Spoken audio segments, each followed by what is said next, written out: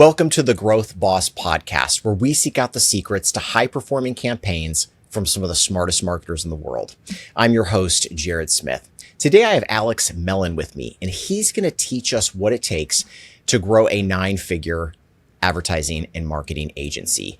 Alex is an award-winning entrepreneur, keynote speaker, and best-selling author who has been a leader in the digital marketing space for decades.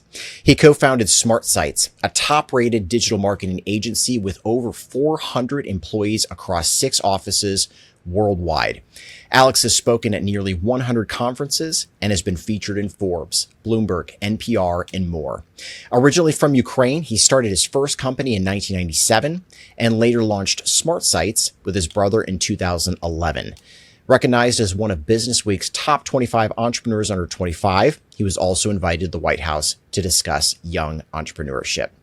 Alex, thanks so much for being here today.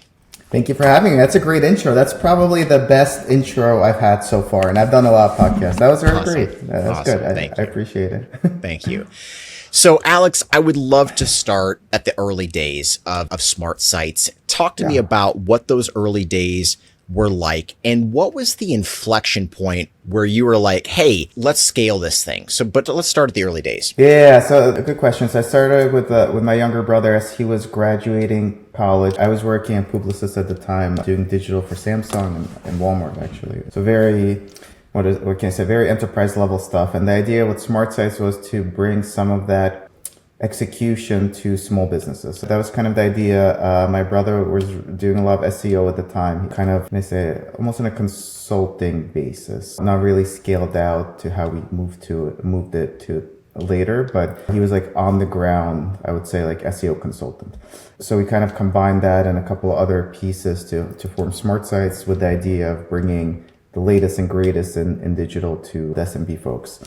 Yeah, I'm trying to think back. So it was 2011, which seems like it feels like a couple of years ago. I guess it's been a bunch of years. Yeah. So we started like 10 employees, a lot of them being my brother's friends from Cornell. In the beginning, I think we had a good vision. We had a good team, but I think we were not super focused. And what I mean by that is when we started, we didn't really know who we were or what our value add was. And it didn't take long, but it definitely, I would say at least a year for us to really zero in what our value add to clients were, because we had the knowledge, expertise, and the team to really do anything. So we really were all over the place. Like we started with making websites, but we were doing a lot of social media stuff when social media stuff wasn't super popular. It was like the likes on Facebook pages, right? 2011. It wasn't the social media it is today. And very quickly we realized that that's probably not our big value add at that time.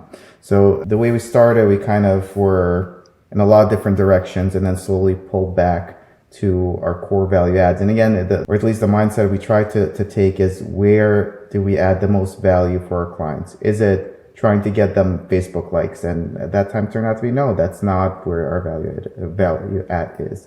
So those were the early days. It was a lot of fun. It was a lot of people worked very long hours. Like we practically lived in the office. This was, by the way, back in the day when people came into offices. So we had physical office. It was hard to imagine these days, but we had a physical office, and it was a lot of fun. It was a very fun atmosphere. And as we've grown our company, I always try to think back to the culture aspect that we created then and to kind of try to carry it through as we've been growing. I love that. I want to dig a little bit into that value add and kind of how you guys honed in on your unique selling proposition. I think that's something a lot of entrepreneurs struggle with. Yeah. You know, I'm sure you were like me. You're like, hey, anybody that's willing to pay me money, I'll figure it out. We'll make it work. And then at some point you're like, okay, we can't do everything under the sun. Like you said, we can't go, Facebook likes are not our USP. Yes. So how did you figure that out for you guys? Yeah, so it took a little while, and it's not obvious. And I agree that's something a lot of entrepreneurs struggle with. They're kind of, especially something like a digital agency, but it's similar to other business lines. Something like a digital agency could really go in a lot of different directions, right? But if you go in too many directions, you're going to be mediocre at everything and not really good at anything, right? If you're not focused enough on the right thing, or if you go focus on something that you think is a value add and really isn't, that also is not going to work very well. So I'll tell you about a couple of mistakes we made in hopes that could help others learn from them. And it seems like a lot of people who listen to this podcast are in that kind of growth mindset or trying to focus their business. So I think it'll be useful. So we started as a digital agency that kind of could do anything, right? Any lead we got, we would take. So to give context, I don't know, we make websites, we do pay-per-click, we do SEO, we do social media, anything. If we didn't know how to do it, we would figure out and then we would do it. A couple pitfalls. So by doing that, we took a lot of business that we probably shouldn't have. Being a small company that's kind of self-funded, it wasn't in our mindset or really in our culture to turn down clients, to be like, no, that's not something we could do, or not something, that's not a good idea or not good use of funds. Like, it was just not like, you want it, we'll figure it out, we'll do it. So a couple ones that were bad for everyone involved. We took on a lot of low budget stuff, which again, for a lot of early entrepreneurs, I think it's very hard to figure out what your perfect customer is and to figure out how to gently not accept something that's not a good fit. So for example, we did a lot of websites for a very small amount of money. So people call up, I need a website. We're like, fine, website. Well, these days we charge $10,000 for a website. But let's say back, I forget the prices back then, but we'd say, I don't know, 5,000, 8,000, whatever it is. And the client would be like, well, I want something very simple. All I could afford is $1,000. Can you do it? And we'd be like, well, I guess something simple, I guess. We'll figure it out. I guess. And the client would be like, I'll give you 50% right now, right? Like, as a startup, it's very hard to be like, please don't give me your money. But we went up with like situations that were net negative for everyone. So this is how it plays out for $1,000 website, right? We have a project manager who winds up spending a lot of time, developers spending a lot of time. We will surely lose money on this website. And for the low budget ones, I would say 9 times out of 10, we would lose money. The project would go way over, right? You think simple website, oh, we'll do it in a couple months. Client wants like 3,000 edits over the next 3 years, and the website launches on like year 7. The net effect is the project manager, who is our employee in the office, right, is very frustrated with this whole process. Our project managers they have base salaries, but they get compensated from the projects they manage. So they're spending a lot of time not making anything from this specific client, let's say. So negative experience for the project manager. For the company, we wind up losing money. Website probably launches 7 years later, at which point it's already obsolete. Client has a bad experience. Client doesn't care that they paid $1,000 or $10,000. If they have if website took longer than they expected or looks terrible, they don't care that they paid you $1,000 and not $10,000, right? They're still going to be pissed. They're going to leave you a bad review. Your reputation's going to tank. Client's going to be upset. He's going to tell other people not to use your services. So in the end, you thought you were doing a good thing, but you're like, well, help you out. We'll do it for $1,000. And it's a net negative, like no one wins. Everyone loses. all losers, no winners. So I think and I've started other companies before, and I've been on the board in a couple companies. I think that's very important for our early, like I don't see that issue as much in established businesses, but for early startups, early entrepreneurs, definitely super, super important to figure out what customer is just not going to be a good experience for anyone. So I think that was a big one, and I think it's still a big lesson for any early entrepreneurs to figure out. And again, it's very hard. Like, right, you're a new business, you really want to make money and grow. I don't know, try and beat last month's sales, and this client comes in, you're not like, oh, all right, we just won't do it. Forget about it, right? So that in itself is hard. But again, you got to think big picture of how this all plays out, right? And especially when it comes to reputation, like you give discounts to do things cheaper or cut corners. I think reputation is the most important thing any business has. Once you lose reputation, I think it's almost impossible to dig yourself out from under there. So that's one big one. I'll do one more. I won't spend the whole time just on this question. I'll give you one more. As we were figuring out that we were good at making websites and doing marketing, we were like, wait, why don't we just make our own websites, right? So like for our business. So we had a client that was e-commerce outdoor gear website. Like they sold like outdoor gear products. Think of this. I was gonna say Sports Authority, but they went out of business now.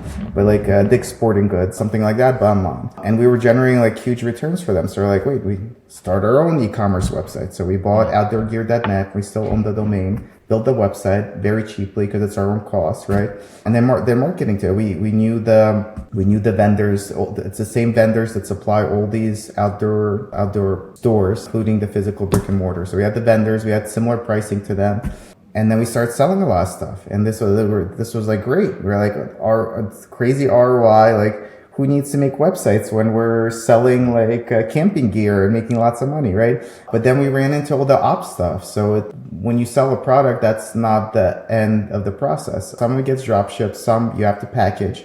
So we had like our, I don't know, like highly paid, highly trained, very technical employees like packing boxes. Yeah. And then once you send the box in, guess what? You got to deal with the customer. So customer calls in. I thought I ordered a large, but I got an extra large. Well, ma'am, you ordered an extra large. No. I'm pretty sure I ordered a large. So now all of a sudden we had like PHP developers doing customer service. People were returning things like just would send it back, right? Send it back and do a chargeback. Like I don't want to send it back. I remember one lady claimed that, and it was drop shipped, so didn't even go through us. But one lady claimed she got a glove from us. She bought like camping gloves.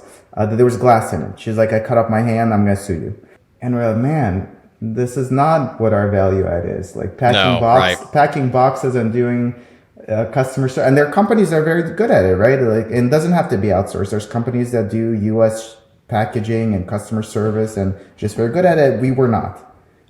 Like having like developers do customer service, trust me, was not a good experience for anyone. So we still have the domain, the website we took down, but I think the takeaway there is it's very easy as a startup that's not super focused, and not being super focused, not necessarily a bad thing, right? In the beginning, it might even be a good thing, but being a startup not super focused, you really got to figure out what you're good at and what your value add is and what you're bringing to market, right? We could make the really good website. We could do really good marketing to it.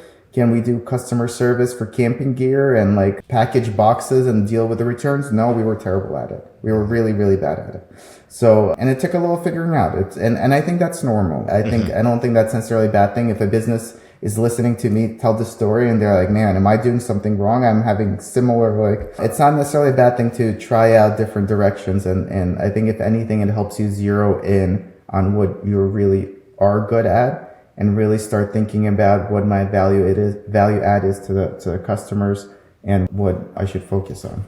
Yeah, 100%. Let's talk about that inflection point. At what point was it in this business journey where you're like, okay, we're not doing the camping gear stuff anymore. We're really going to grow this thing. Was it just kind of a slow growth, 20%, 30% year over year? Or was there like a year where you're like, okay, we made this decision, everything changed, skyrocketed up from there?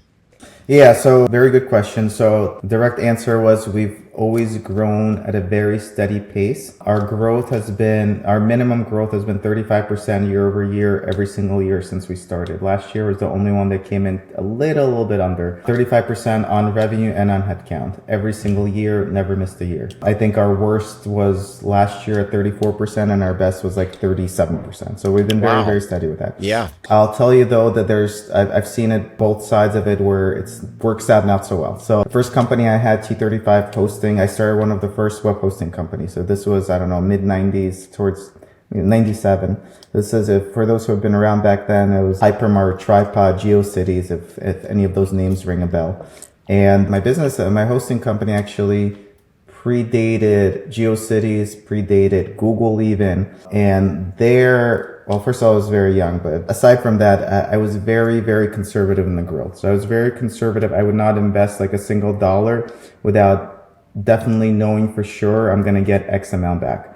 And this was when I remember this was before Google, but once Google started and Google Ads, I remember Google Ads was like 10 cents a click for hosting keywords. And I was like, there's no way I'm blindly paying per click, not knowing how many will convert, right? It was like 10 cents a click. I'm like, there's no way. And so the domain, so the first business I started was top 35 websites. So I had the domain t35.com. So for the hosting business, I'm like, you know what? I'll reuse the domain.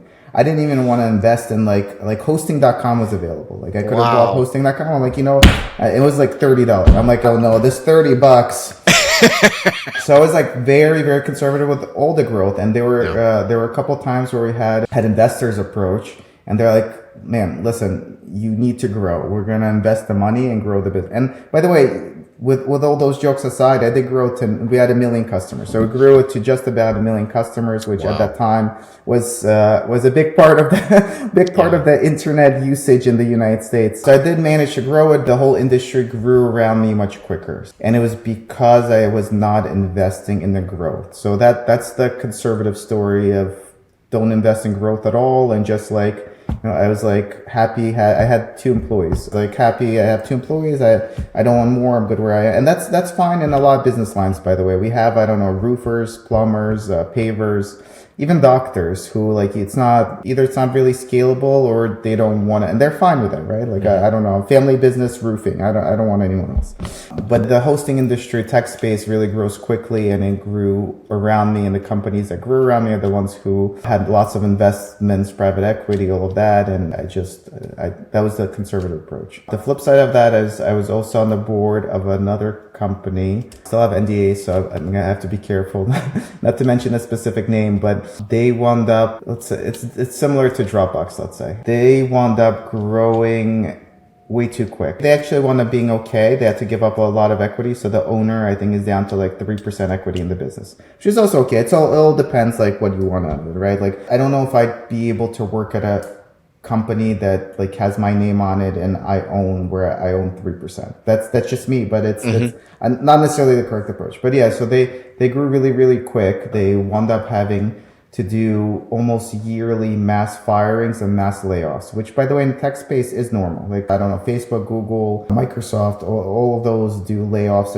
I think there's a website that literally tracks like hundreds of thousands of tens of thousands per year from the tech space. So, but that it wasn't not something I would want either. I really don't like the overhire, mass fire approach. Yeah. So that's the other extreme of growing really rapidly, and that company specifically moved to the West Coast to support their growth. And I don't know if it's a chicken or the egg, but in Silicon Valley, you kind of forced to grow or go out of business almost. But I think there's negatives to both, and I've seen both, like the growing too fast and growing not fast enough. I don't know what the magic number is. We've been good with our 35% year over year, but I think it's very industry specific. But there certainly is some magic number where you definitely don't want to be my hosting example of having invented a lot of this like early hosting technology and then seeing the industry grow around me in very quickly, like in 5 years. So yeah, very long-winded answer to your question. No, that's fine. I'm curious kind of on the marketing side of growth, and then I would love to hear kind of operational challenges as you guys have grown. But let's start with the marketing side. Growing 35% year over year is tough. I mean, at some point, you're ranking for all the keywords you can rank for. You got the PPC ads out. It's like you've captured as much of the market as there is. So that's really impressive that for 14, 15 years, you guys have been consistently growing. Talk to me about what you feel like some of the keys to success were with that. Yeah, so we have I don't want to say unique approach, but maybe somewhat unique approach. We don't do any outbound marketing, meaning we invest in things like paid search for the keywords you would imagine we would, SEO, pay-per-click, SEO agency, things like that. And leads come in and our salespeople take the leads. Most agencies of our size or similar do a lot more outbound, which is like cold calling, things like that. So for better or worse, it's just not something we've done. So our growth has always been, the way we start the growth is always on the marketing side. So, and it's for sure you hit certain limits, but generally speaking, you invest certain amount more, you get certain amount more sales, then you hire more salespeople. Those salespeople bring in more sales. You hire more project managers to manage the projects, and then you hire more developers, designers, whatever, to have the projects happen. So that's always been the approach. For sure, as we're now spending hundreds of thousands a month on paid search, there are certain limitations to it. We're still able to have that kind of growth, but it's between, well, there's 2 factors that play into it. Every year, the cost of paid search goes up. And there's no mystery to it. Like there's very few things I could guarantee in life, but I can guarantee whatever keyword you're bidding on this year, next year, you'll pay more for it. There you go. There's nothing that could happen, like no black swan events. I promise. That's very few guarantees. Because I speak at a lot of these things and a lot of events, and I always get like asked to make these predictions. I'm like, I can't make any predictions. And just because I got other than ad costs are going to go up. Other than that, yes. Yeah. I'm always like, I made a couple predictions in the past that worked out, but that's just pure luck. The only thing I can guarantee you is that ad cost goes up, and that's always been the case. So, and even if it's gone up by more, but even if you think about, let's say it goes up by 10% a year, right? Over 15 years, if you compound that, you're, I don't know, double the triple, and it's been going up more than that. So for sure, that plays against you. And to get more paid search traffic, you have to obviously pay more to be in a higher position. So that each incremental click and conversion, separate from it going up for everyone, but every incremental click and conversion costs you more than the one before. So those two things play against everyone. So for sure, as we keep growing as a company, it's something to be cognizant of. The client acquisition costs will continue to go up. We're always testing new things and testing new channels and things like that. And something also I've spoken about pretty consistently, that anyone that's doing any kind of marketing, I would highly, highly encourage them to take 10% of their marketing spend, set it aside, and try something new every month. Could be a new channel, new platform, same platform, new campaign type. I don't know.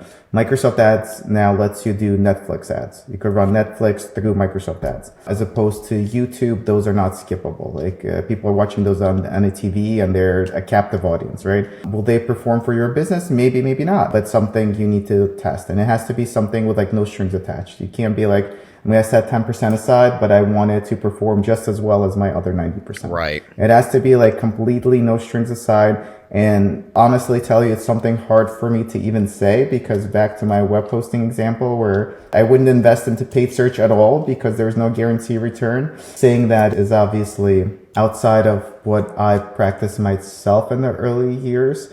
But I think if you're going to grow, I think that you have to have that, right? There's so many new things happening, new things coming out, that if you're not experimenting and testing new things, those who are will find new ways to acquire clients for cheaper than you. And you might not be able to catch up to their advantage if you start doing it once it's already proven 2-3 years later. Mm-hmm. Yeah, 100%. Can you share one or two of those tactics that have come from that 10% kind of budget? Yeah, for sure. So we started doing, I think originally, we do a lot of it now, but originally, what can I say? I don't know if the correct word is paid, but paid listings on some of the big directories was initially something my brother did with experimental kind of spend. And at this point, we don't spend as much as paid search, but it's our second advertising channel. And these are, I don't know, Capterra, G2, like those kind of directories. Some people don't even realize they're paid. And it has as an organic component, like they vet your business, they check your reviews, they incorporate your reviews into your score, but a lot of it is paying for it. And it's something where you're paying, and it's not even per click, right? You're paying flat monthly cost and hoping for the best. And it goes both ways, right? It worked very well for us for a couple of years. And then, for example, G2 and a couple other websites got penalized by Google recently where they get less traffic. So now we're paying the same, but getting less from them. So time to try something new, right? But that's something that came from very small test. And as with any test, you want to obviously have goals in mind and be able to quantify it. Like, I wouldn't just test for the sake of testing, right? You want to be able, what is going to establish that this was a success? Like what metrics are going to establish success, and how do I measure them and make sure I'm measuring them and it's not just throwing money away, right? That's for sure one of them. Clients that have recommended doing these kind of testing things. I know on the automotive side, so I do a lot with automotive. I have a automotive search marketing book. Automotive side, for a little while, people are doing really, really well with Facebook. Facebook kind of changed both their algorithm and their rules, where it's a little bit more difficult. I think the ROI is not there anymore. I know people are doing this 10% test approach with stuff like TikTok, right? TikTok is still very, I would say in general, very experimental. There's a lot that goes into it. I don't want to blankly say everyone get on TikTok, right? 9 out of 10 people, TikTok will not be successful. But just ideas of things to consider. And it could be different platforms, could be different campaigns within the platforms, like the Netflix example. It's just being aware and keeping an eye on what's new and different things that are coming out and testing them in a trackable way. I think for companies that are growth focused, there is no other way that you'll be successful. And by the way, not everyone needs to be growth focused. Not everyone needs to grow 35% every single year. And there's a lot of headaches that go with that. And it's not for everyone. But if you are growth focused, I think it's an absolute must. So I want to switch focuses a little bit to the operational side. I love the way that you said this a couple minutes ago, where you're like, yeah, you just kind of hire some more project managers and developers and designers. For me, at least, scaling hasn't been quite as simple. Talk to us about what scaling has been like on the operational side, some of the challenges you faced, how you've overcome them, what you guys maybe did well, even by chance, by accident, and how you've been able to scale to 400 employees. Yeah, good question. So we're a little over 400 now, and hopefully it'll grow another 35% this year. For sure, lots of challenges. I'll tell you what has not worked. So when we just started, very similar to a lot of other agencies, we had US employees, account managers, project managers, things like that. We even had developers in-house at one point, but it just wasn't working out well. But we also had a lot of contract labor. So it's a lot of like overseas contract labor. And although it was cost effective, we always had issues with timelines. We had issues with controlling quality, which in itself is a lot to unpack. So what I mean by that is both keeping a standard, like this is the standard of quality we want to achieve, and keeping consistency. And both were a challenge. If anything, I think consistency was the bigger challenge. Like as an agency, I almost want to say, I think they're both important, but if you provide a B-level product consistently, I think it's better than providing an A-level product sometimes and a C-level sometimes and an F-level some other times. And with outsourced labor, the consistency was the issue, for sure, along with quality and delivery and many other things, time zones, languages. So what we did very early on is we set up offices internationally, and they are centered around a certain, I want to say team lead, but they've become so much more than that. Department head, you want to call it. I don't even know the correct word for it, but it's, I don't know, we have an office for our front-end developers, office for back-end, office for design, office for content, office for link building. And each office is SmartSites employees. So not contractors, full-time vetted employees, and surprisingly, the employees there in these countries overseas really appreciated this approach much more than I thought. And they consider themselves SmartSites employees, I would say even more so than US employees. And what I mean by that, they literally like wear the SmartSites t-shirts, have like the SmartSites logo on the building, and like we don't require any of that, right? Like it's not client facing, but they really appreciate being part of a company because in a lot of these countries, it's mostly like outsourced labor, and people feel like outsourced. They don't feel like they like are part of a company, right?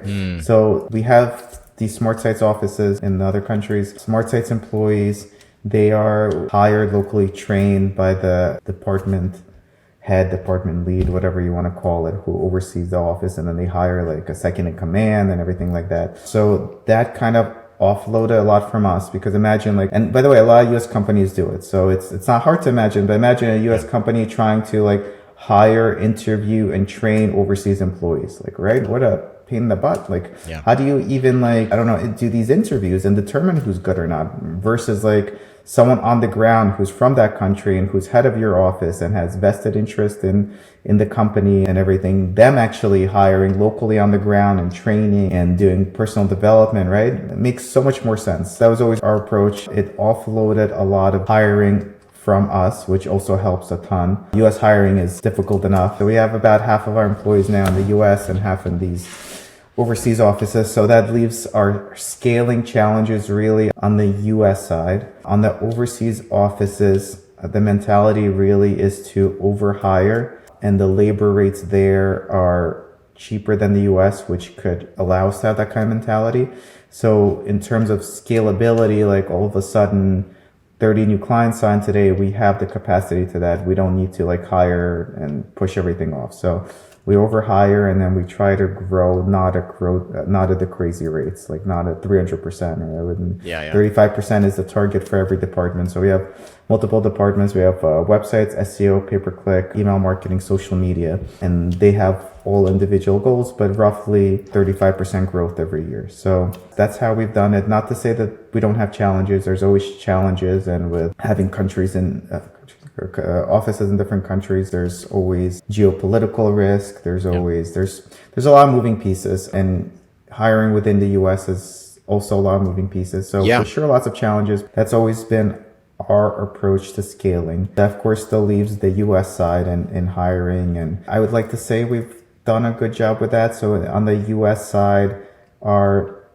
don't want to say secret to success, but what works for us is we've been trying to hire people with a couple years of experience, not too much, not too little. And the approach really is, I would love to hire people who have previously worked in an agency, so they know what they're getting themselves into. Because if you hire someone right out of college and they don't know what they want or where they want to work, and they haven't worked in the agency, I don't know, 50% of the time, after 6 months, they're going to be like, you know what, it's not for me, right? And you just spend money hiring them, training them, assigning them clients, right? So that's been our approach with the US and overseas. And it, for sure, lots of challenges, but that's how we've been scaling at I don't want to say quick pace, but at our 35% pace.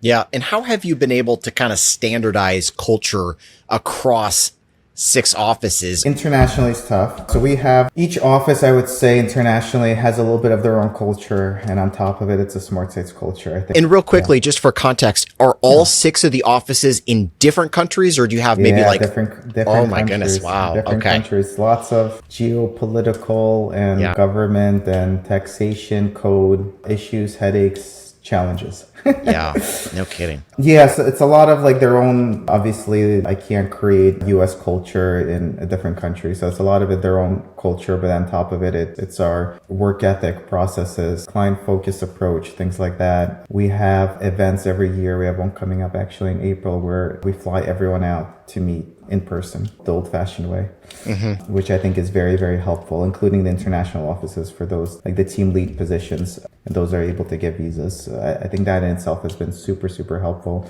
In the US, we're now, out of all of our offices, the US one is the only one that is office-less, meaning we have an office, but no one comes into it. So we have a beautiful office in Paramus, New Jersey. The lease, 7.5-year lease started as soon as COVID started. We moved moved in there March 1st, closed down March 15th. It was an amazing 2 weeks. We like custom built it out. Yep. We had the same exact story with my ecom brand. Yep. 90 employees, same thing. I think we had signed February 15th, closed it down March 15th.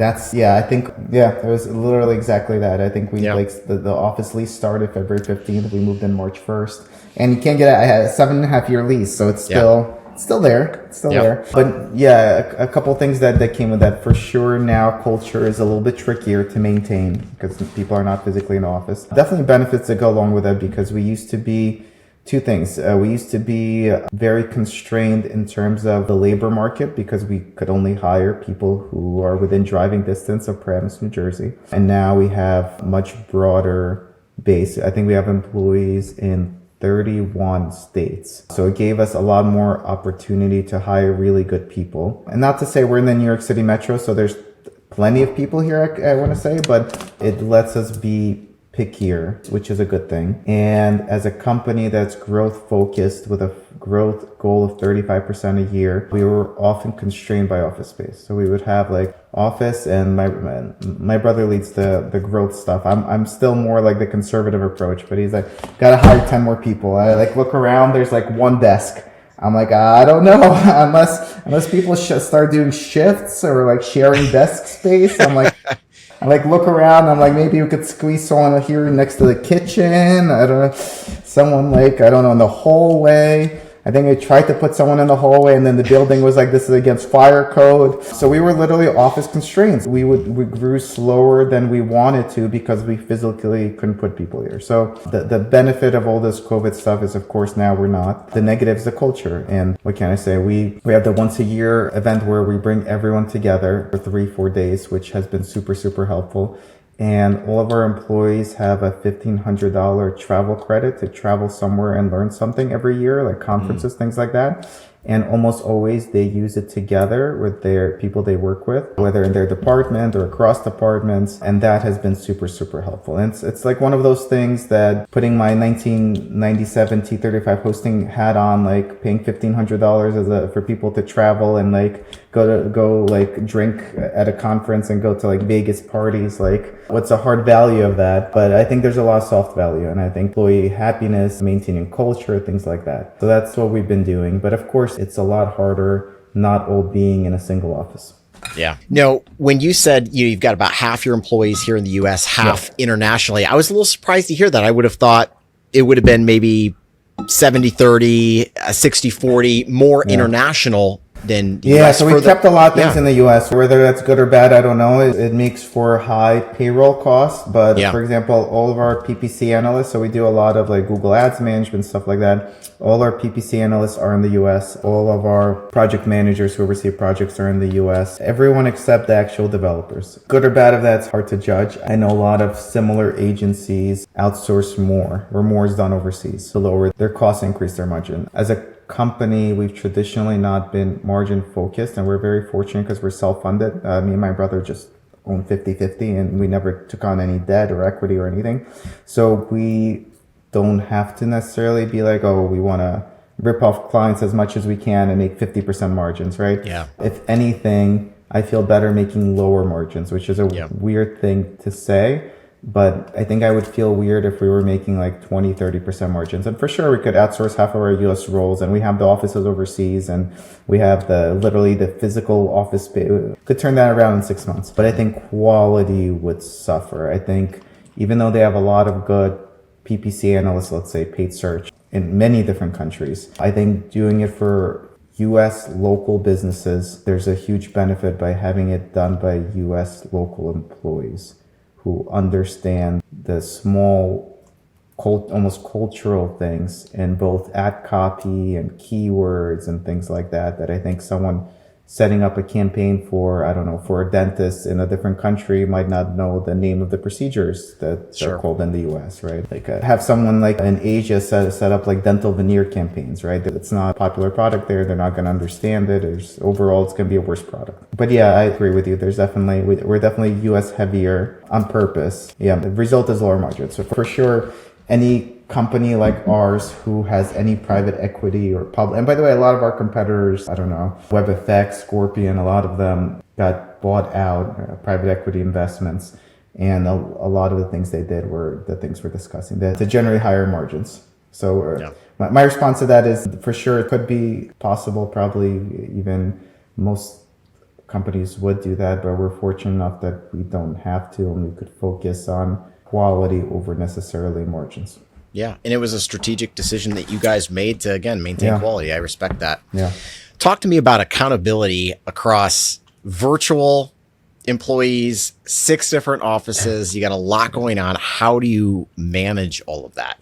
Yeah, all very tough to manage. That's also a good one. It could be like think about it in my head like a full 1 hour presentation just about it. We use a project management portal which has a 2-way feedback system, meaning as tasks are assigned, the project managers in the US who are assigning the task provide feedback on the employees who are doing the task. So a task gets completed, and tasks, it's not like just open, close, it's back and forth. We make a change to the website here, I made the change, here you go, here's the new feedback from the client. It's like, I don't know, thousands of projects and hundreds of comments being made every hour, probably hundreds of comments. So a lot of moving pieces, but every comment has a feedback component where both the project managers in the US could provide feedback and the overseas staff could provide feedback back if the comment wasn't clear or it was like someone was rude or something like that. And then the team leads have access when we do reviews on a quarterly basis that all employees go through. We have these scores. They're not necessarily in absolute, right? It's more of a measurement against the peers. Like if you're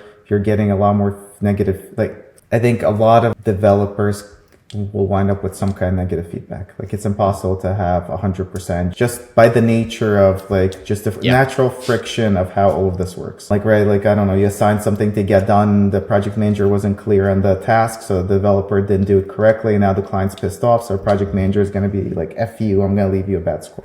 Like natural friction, let's call it. Yeah. But it's all about comparing against department averages, team averages, things like that. And then people who are consistently getting the lower scores, we could track down the exact tasks that are causing them the team leads, and they could help train the employees to avoid that. So it's a continuous feedback loop. And I have not come across a better way to do that than the way we're doing it. Okay.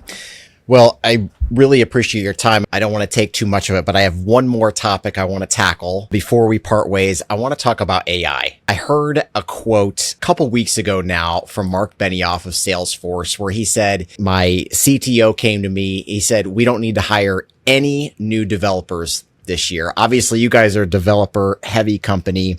How are you looking at AI and how it can help you guys become more efficient as an agency? Yeah, good question. So a couple of things. The reason a lot of these companies are coming out and saying these kind of quotes about AI is because AI is the new buzzword that helps valuations, right?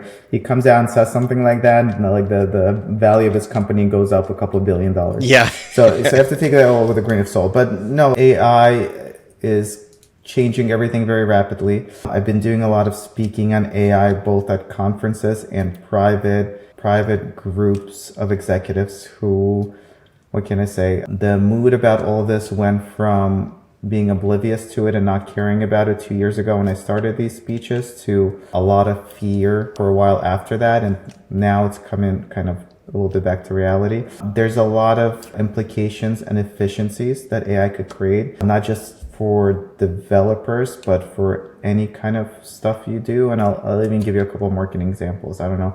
Back in the day, if you were a small business that are doing your own social media, you probably have a junior employee or intern writing up your social media posts, like for Facebook, everything. And it's probably part of their full-time job or maybe half of what they do.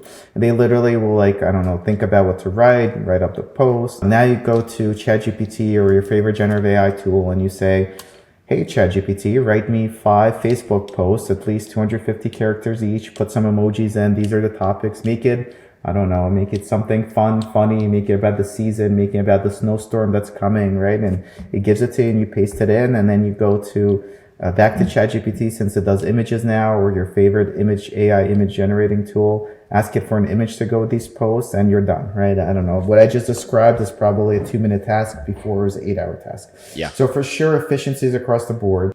I think as a company, we've been trying to roll out efficiencies at every level for every employee. And I would love for all of our employees to be proficient in generative AI stuff. I think it's going to be similar as a transition from typewriters to computers to, if you think back to it, there was actually a couple things. There were first of all, there were whole companies who consulted on this. Like literally there were consultants that would come in and help your company transition from typewriters to PCs. Sure. And those that did, it's hard for a lot of people to think back to this, but on a typewriter, you can't really backspace. I just think of it the way I type today. Like backspace is probably my favorite key.